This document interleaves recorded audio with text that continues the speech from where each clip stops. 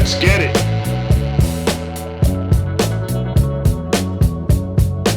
Friends not only provide a safe place for your secrets, but they cultivate an environment where you can share your vulnerability, fears, and yes, your weirdness. And that's what I'm talking about. When I watched last week's episode of Sister Wives, those are some of the elements that I saw captured in the conversation between Janelle and Christine. And to be honest with you, for friendships and even romantic relationships, which are basically friendships deluxe, but if you look at it, the foundation of it is you are able to show your vulnerability. You're able to share your fears. You have a safe place where you can discuss these very important topics, but it's also a place where you can be your full self. And that's what I call the weirdness. The weirdness of humanity is what makes us us. This is the point where you stop being fake, where you drop all the walls and you start giving people the real you, unfettered you, the part of you that you don't necessarily share with strangers. That's what makes it so important, and that what is actually what makes it such a valuable gift. If you think about it, part of the whole idea of affairs and cheating and betrayal in that sense isn't just rooted in the physical aspect of cheating.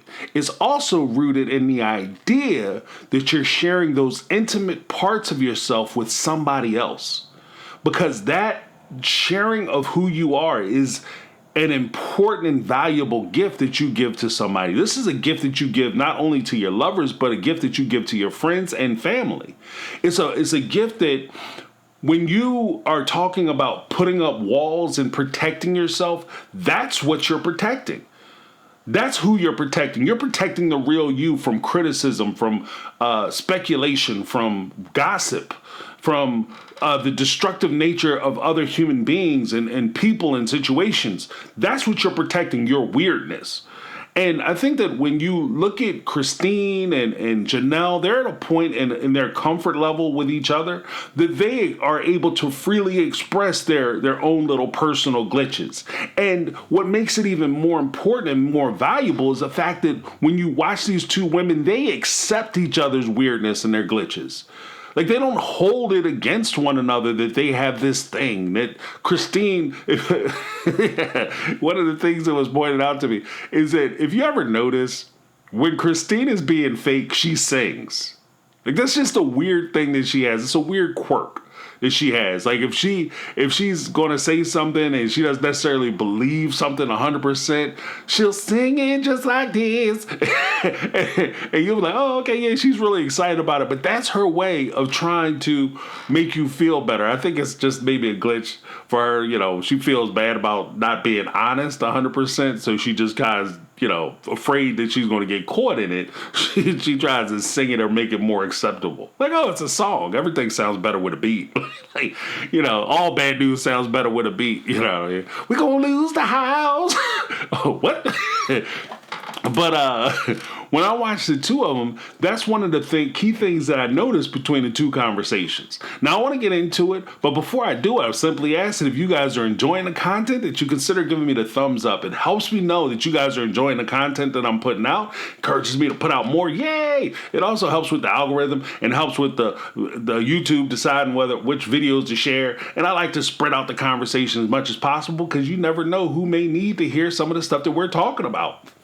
Simple as that. Also, if you guys are enjoying my content and you have not yet subscribed to the channel, what are you waiting for? It's easy to do. Plus, it's free. You can't beat that price. It's free. It don't cost you nothing, but it means a lot to me. And guess what? It helps the channel out. It helps me out. And hey, who doesn't want to help a brother out? So go ahead and give me that HBO special, which stands for Help a Brother Out Special, by clicking the subscribe button and ringing the bell for notifications, and you will be notified when I upload content just like this. And for those who don't know and the uninitiated, HBO special stands for Help a Brother Out Special. So click that subscribe button, ring the bell for notifications. And now, ladies and gentlemen, let's get it. Now, when I talk about like the friendships and the comfortability of these relationships, one of the first things that I will point out is body language. When you watch these two groups sit there and talk to one another, there's definitely a distinct difference between how Christine and Janelle are talking to each other. They're engaged, they're leaning in, they're interacting, they're going back and forth. They seem open in their conversation. If I was sitting in that restaurant and I was watching this conversation happen, I'd say, wow, those two are really good friends. Look at that. I mean, look at that. Clearly they're together. You know, they know each other. You know, I'm not sure what their relationship is, but I know that they have some type of tie with one another. Conversely, if I was sitting in a room, say it was a house party or whatever, and I was looking across the room and I saw Meri and Robyn talking, I'd be like, oh, she cheating with her husband.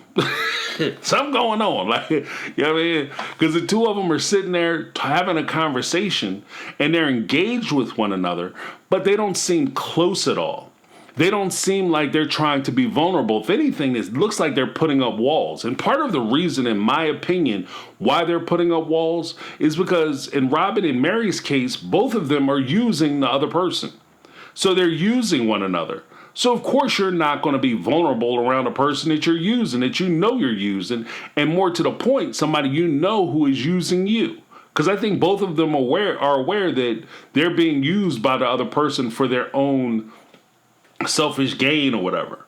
So let's take a quick look at Christine and Janelle and how they sit, and then we'll keep in mind when we go to Meri and Robyn. All right, let's get it. So look at the two of them. I mean, just the way they interact, the way they're open, and they seem excited about the conversation. And that's one of the things. Like, if you have a good friend, they're excited to talk to you. Even when it comes to a hard conversation, they're excited about helping you out. They're excited about hearing about what's going on in your life. They're there for you. And that's what I had on the thumbnail. And the difference between the two conversations, just in the physicality of it, you can see that these two ladies are there for one another.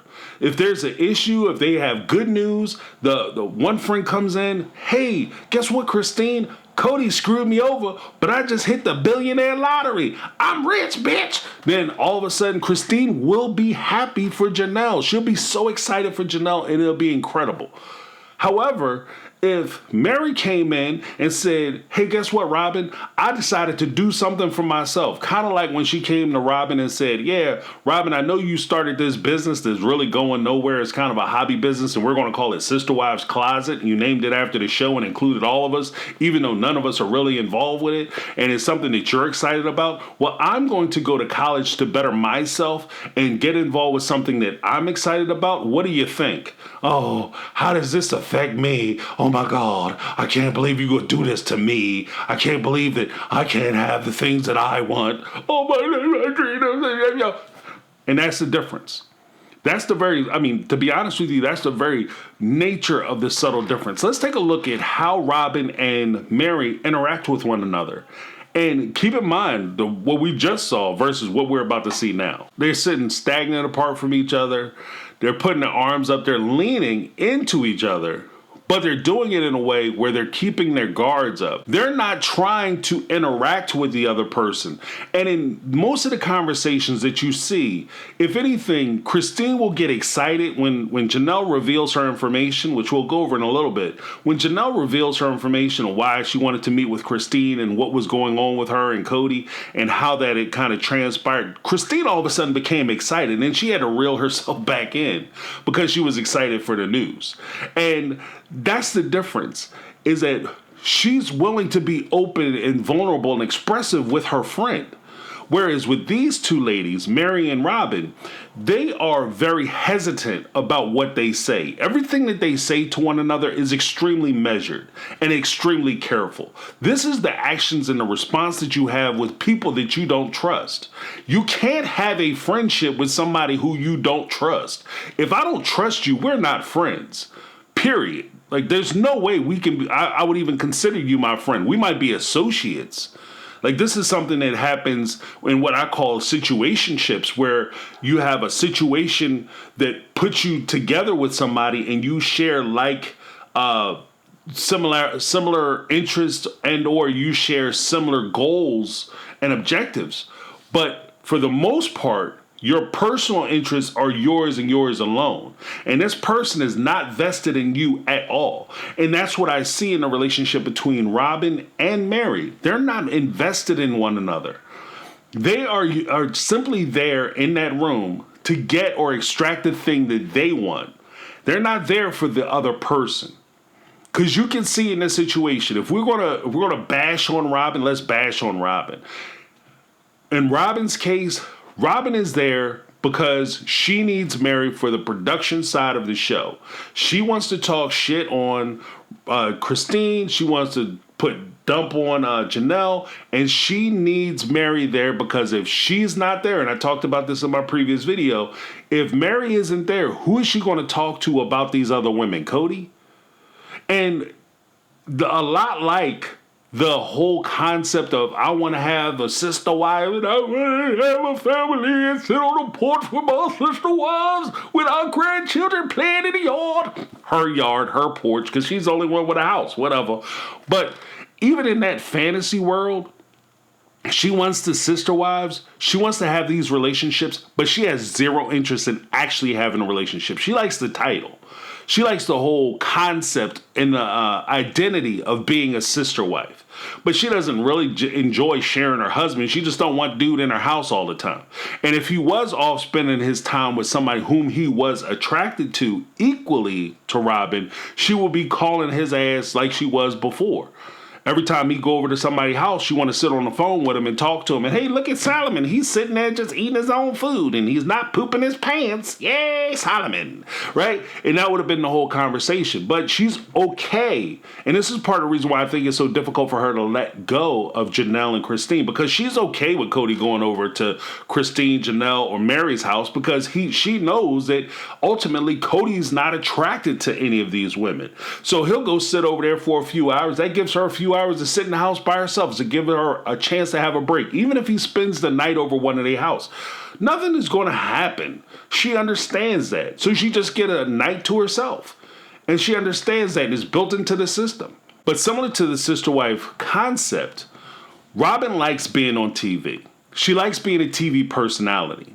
However, she's not an actress, so she's not doing a scripted role.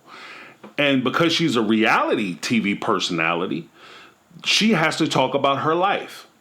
But neither her nor Kody like to discuss their relationship or their life. They spend their time on this show talking about everybody else. And if you get rid of Meri, who is she going to talk to? She can't sit there and talk to Kody about his other relationships because that puts her in a bad, terrible, horrible light. That's what she's already getting blamed and accused of doing. That's why most of the fans don't like her, because they figure that Kody's coming back talking to her. She's bashing these other women to Kody and turn him against the other women and the other wives, and therefore it ruined those relationships. So she doesn't want to be caught on camera having those negative conversations. So she brings in Meri, and then she uses Meri as kind of a cutout where she can sit there and just air out all her grievances against the other wives to Meri. And in Meri's role and her job and part of the deal, non-committal, committed deal that the two of them have, maybe they verbalize it, maybe they haven't, is that Robyn gets to have this conversation with Meri, gets to say all this crazy stuff about these other wives, get to tell these lies about these women in a way that make them look bad. And Meri's just supposed to sit there and agree and validate the lies and the stories that Robyn is telling. That's what Meri is there for Robyn's perspective. From Meri's perspective, she wants to have a conversation with Robyn where Robyn goes back and builds that bridge back to Kody. Because so many of the wives have kind of propped Kody up or propped Robyn up in a position where she's kind of the puppeteer and she's controlling the show. So therefore, Robyn insisted that Kody try to work it out with Meri. Kody would go down there and, do the right thing by Robyn and try to work it out with Meri because Robyn told him so. Do I think that Robyn has that much power? I do not. I don't think that Robyn can force Kody to go down and work it out with Meri, because she would have encouraged him, and I'm pretty sure she has tried to encourage him to go over there and spend time with her. Not necessarily sleep with her or try to get her to try to reunite with her, but at least give her more rope and more hope that the relationship would work out. I think that she tried that. And I think Kody has flat out rejected her because he has zero interest in trying to be with Meri. If anything, he just wants to be with Robyn. And he said as much in some of the previews that, I would cancel all these other marriages, but I'm afraid of how Robyn's going to take it. In other words, I'm afraid Robyn's going to leave me, because I'm sure she's threatened that. because she likes being on TV, and you can't be on a show called Sister Wives with no sister wives. This isn't the first conversation that these two ladies have had where Meri has tried to get Robyn to talk to Kody for her, or she's tried to express to Robyn how frustrated she was in the relationship and that things weren't working out the way she had hoped, and that she would hope that Kody would come back and talk to her, deal with her in more of a husband-wife relationship as opposed to the distant, maybe vaguely associated people who are just, hey, I kind of know you. Hey, I saw you in the supermarket. You somebody I run into at the gym. How you doing? Like that type of relationship. So she wants something more. And by her sitting there and allowing Robyn to give these long diatribe conversations to her, she isn't getting any progress and she's becoming frustrated. And you can see the frustration in these conversations.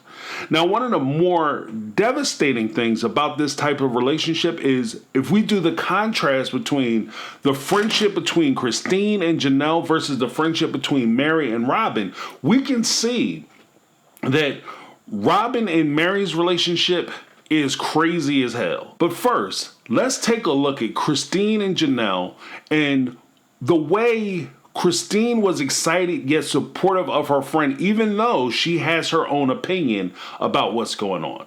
That's really big news. I mean, when we came for Christmas, I knew that I didn't know how final things were. Well, I don't know if I really knew either. Okay. But in the last month or so, I'm really realizing. It's final.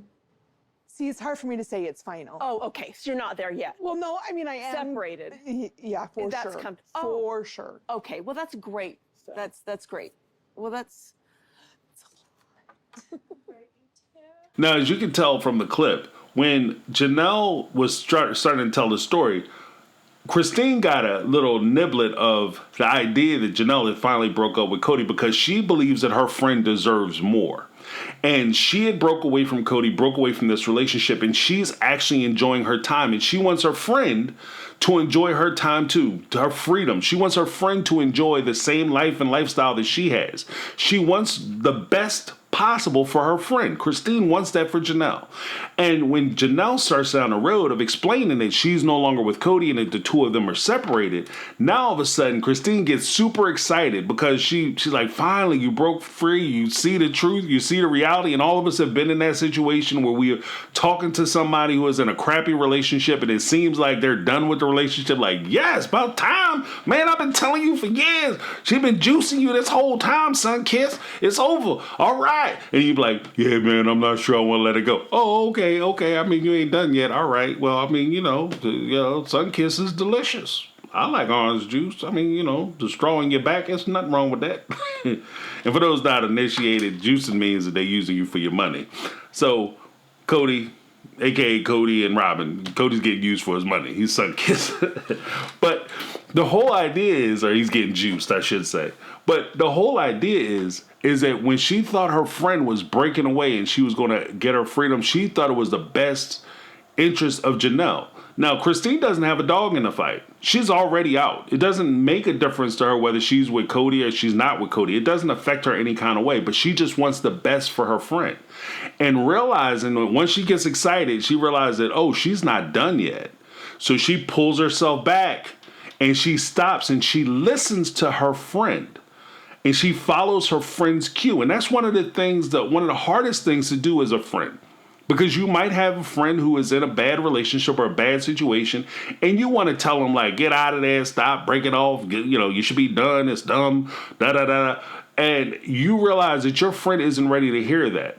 So you pull back and you give them the information that they can not only hear and not so much accept, but hear what you're saying, listen to it, understand it, and then grow from it and build upon it. Because with these types of breakups, this is something that you have to come up with for yourself. And that's one of the challenges of any therapy or counseling session for the most part. When you're dealing with any type of professional, what they're trying to do is they're not trying to preach to you or lecture to you to get you to do the thing that they think you should do. What they're trying to get you to do is to see for yourself the best option or best position that you should have for yourself.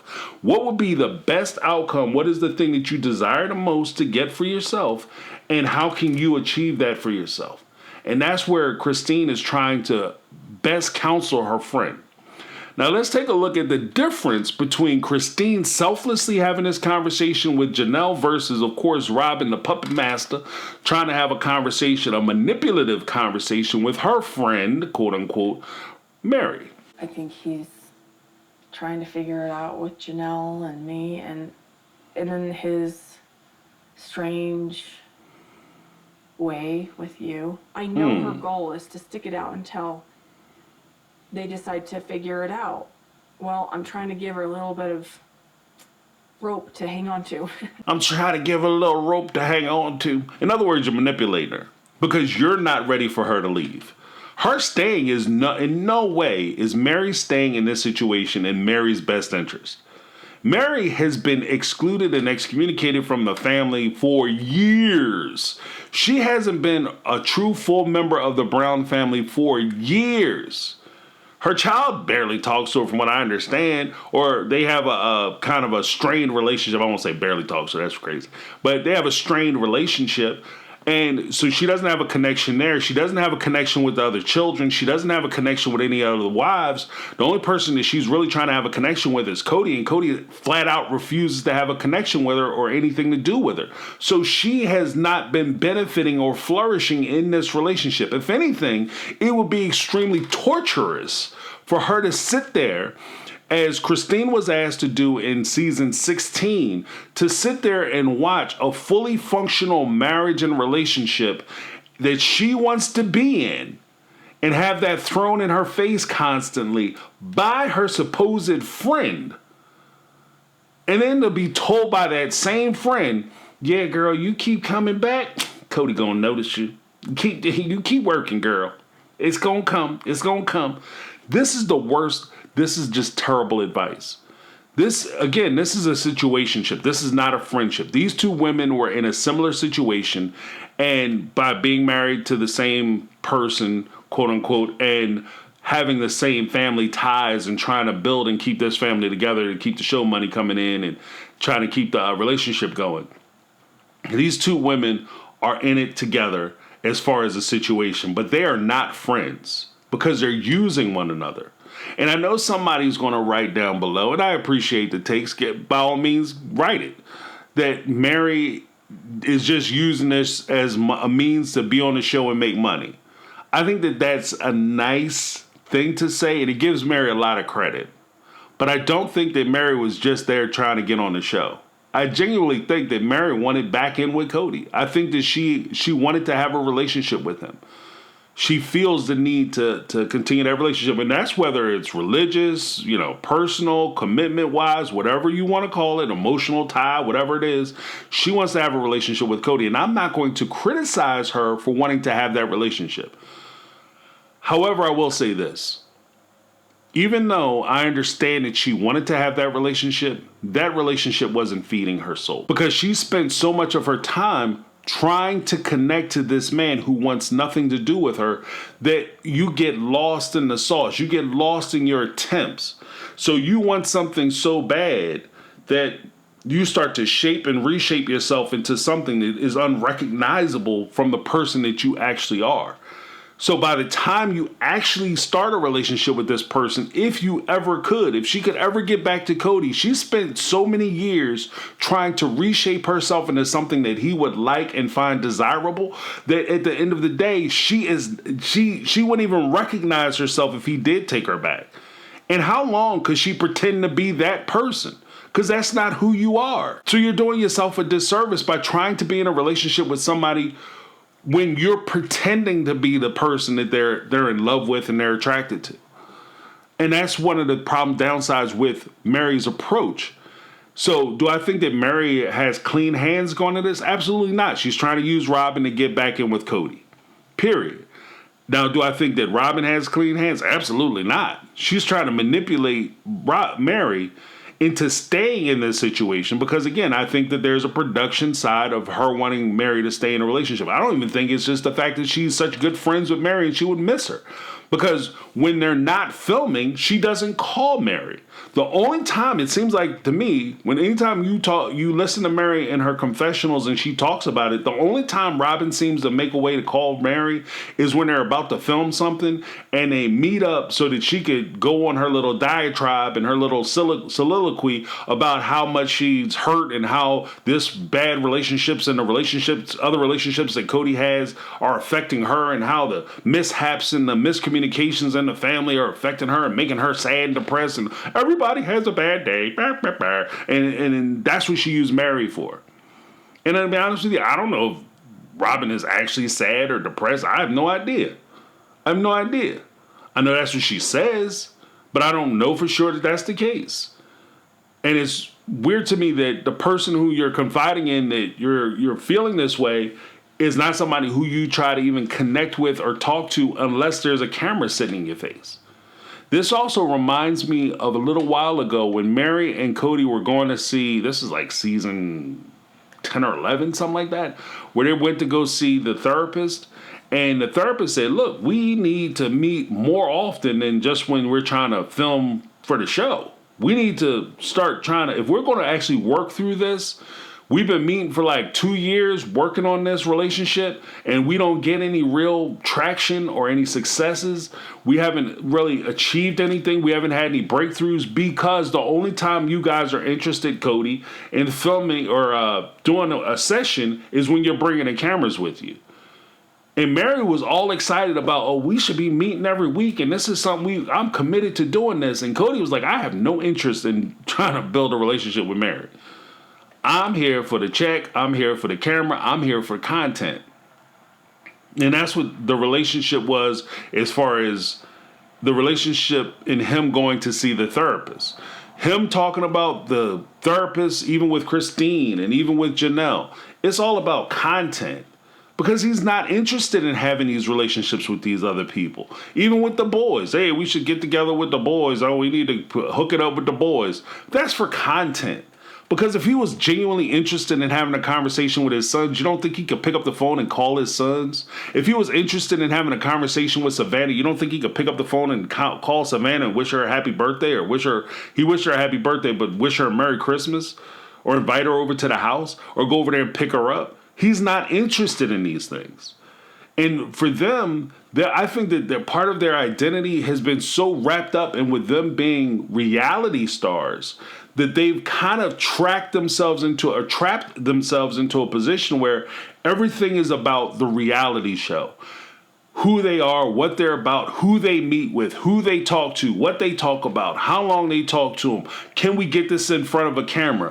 One of the girls is having a baby. Can we film that? That's content for the show. Oh, we're having an argument. Hey, let's film that. Well, but I don't want to have the argument that makes me look bad. So when he films, and somebody brought up a really good point, when he was having an argument or discussion with Janelle, and it started going left, and she started pulling up real stuff about him not communicating or talking. He tries to derail her to COVID and the whole COVID experience and the COVID rules. And when she wasn't going to that, and she started hitting him on the fact that he wasn't calling the boys, and it seemed like that might come out and some real truths might have been spoke, all of a sudden he looks at the camera and says, well, tell it to the camera. Tell it to the camera. By breaking the fourth wall, that would eliminate any of that footage that would have been used, because a lot of the reality shows like to do the whole pretending that they're not in the room and that these are genuine conversations between the two people. So if you look at the camera or address the audience, then they'll usually get rid of that footage. This footage was shot before the tell-all, which makes sense that, when Kody sat on the couch talking to the lady, Janelle said, yeah, what's she gonna do, sit there and talk crap about me? That's because he was talking about this conversation that we witnessed in the apartment. So the only time Kody is really interested in having these genuine conversations and these deep conversations, because, the rug and all that crap, the only reason why he's interested in doing that is for content for the show. He's thinking like a wannabe reality show producer. He's not thinking like a husband. He's not thinking like a father. And because he's not doing these things, that's why his character on the show is so despised. That's why Robyn's character on the show is so despised, because they're so busy trying to produce the show, they're not living their lives to any respect that would make them seem accessible to the audience. And because they live like that, they're also not accessible to the people around them. And I think that with Christine and Janelle, like, I don't know them either. They could be horrible people as far as I know. But from what I see on the screen, they seem more genuine. And their relationship seems a lot more genuine as far as their connection. Like, it comes out that the two of them are hanging out even when the cameras aren't around. When was the last time you heard about Janelle or Meri and Robyn hanging out when the cameras weren't present? Now, I also like the fact that Robyn tries to come up with the excuses of why she's not talking to Kody and why she's not helping her friend out. Let's take a listen to what she has to say with regard to why she's not helping Meri, and there's nothing that she can do because she's so helpless and she's such a... Let's take a listen. I can sit there and ask those questions. I can say, why don't you figure this out? Why can't you work this out? But Kody's gonna do what Kody's gonna do. Kody going Kody. That's where it is. Kody going Kody. And so I agree with that. Kody is going to be attracted to who Kody's going to be attracted to. And there is a point where if we do, like, there is something that's disturbing about Meri's attraction or insistence of relationship with Kody. Like, I understand you're married to somebody, you're committed to the marriage, you're trying to make the relationship work. I get that, and I applaud you for it. If you are committed to making this relationship work and you're willing to stay in there to try to get it done, hats off to you. But at the same time, there's something that just rubs you the wrong way. If somebody says that they don't want to be with you, when is no, no? And that's one of the questions that, like, I pose with Meri. Kody has repeatedly said that he has zero interest in being in a relationship with Meri. He is not interested in it. So when is him saying, I don't want to be with you, enough for her to say, okay, you know what, I'm going to go ahead and leave you alone. I know it's not what I want, but you don't want to be with me, I'm okay with it. Because I know that if it was Marty, and instead of Kody, it was Karen, Marty and Karen, if Marty had kept pursuing Karen and Karen was like, look, it's done. Or even in the case of Christine and Kody, how crazy is it that he keeps insisting that Christine come back and Christine come back? And if he was like, no, Christine, we're going to be in a relationship together. I'm here. I'm still here, Christine. I'm still here. I ain't going nowhere. How bothersome would that be? How troubled would you be watching Kody sit out there and talk about how he's not moving from the town where Christine is and she's determined that the relationship is over and she doesn't want to have anything to do with him, but he keeps showing up? How crazy would that be? But it becomes a little more acceptable because it's Meri and she's so in love and she really wants to be with him. But I can make the same argument. Kody, he's so in love. He really wants to be with Christine. And that's why he's falling around and he's besmirching her in the way he's doing because he wants to be with her so bad and he's willing to make changes. Look, it doesn't matter how much you're willing to change. If the person don't want to be with you, they don't want to be with you. Sometimes you gotta pack your bag. I know it's not what you want. I know everybody feels like they can make it happen, but when it comes to somebody's opinions or their preferences or who they're attracted to, they have an absolute right to say that they don't want to be with you. That's Kody's life. And as much as I might sit there and talk shit on Kody all the time, I know that's right. But he has the absolute right to be with the people that he wants to be with. If he can be with somebody who wants to be with him, Robyn or whoever, and they want to be with him, who am I to sit here and say that Kody should go back to Meri because she really wants to be with him? Now, I understand that we can make the argument that Meri is probably a better choice and that he shouldn't have turned his back on OG3. He took him for granted. He lost the people who helped build him up. And I've made that argument myself here on this channel. But I've never made the argument that he didn't have a right to choose. You have a right to make a mistake. And you have a right to screw your life over. And that's basically what he did. He screwed himself over by turning his back on the three that made him. But you know, he has every right to do it. He's completely free to do that. Just like if Robyn decided to leave, I'm not going to sit there and be mad at Robyn for wanting to leave. I know she's taking half of Kody's stuff with her, though. And she's probably going to try to take some of the wives' stuff with him. So they need to watch her ass. But she has the absolute right to do it. So with that, I'm a little, I'm not really a big fan of the whole storyline with Meri chasing this dude around and him not wanting her. Now, with that being said, I also acknowledge that Robyn is making a point that there's nothing she can do. She's powerless when it comes to Kody and how he chooses to be with these people and how he deals with them, etc., etc. The truth of the matter is that Kody is with the people that he wants to be with, and Robyn is powerless to who he chooses to spend his time with. But that's not how she presents it. Because when it comes to Janelle and Chrisine, she presents it as, they need to get their butts in there and work it out. They need to sit there and have a conversation. If Cody's going to do what Kody wants to do, Kody could call Janelle if he really wanted to spend time with Janelle.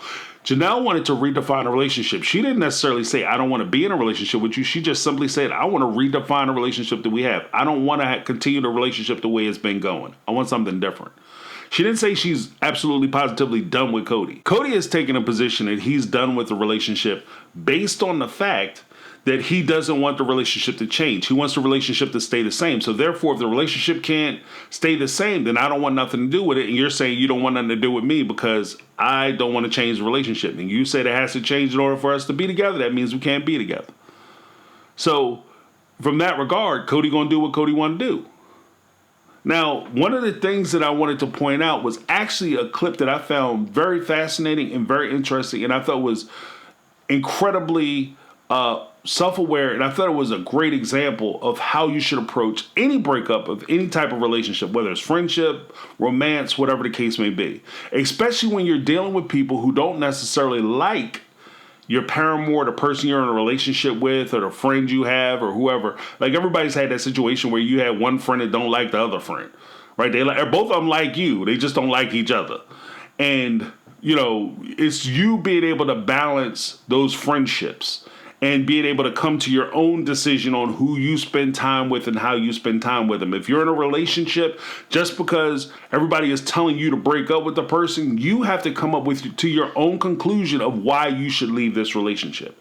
And that's one of the things I appreciate about Janelle. So let's take a quick look at this clip, and we'll talk about it on the other side. Chrisine is throwing a lot of things out about Kody and Robyn, and while I'm getting a kind of a good laugh about them, I have to be really careful at this point to make sure I keep my judgment clear.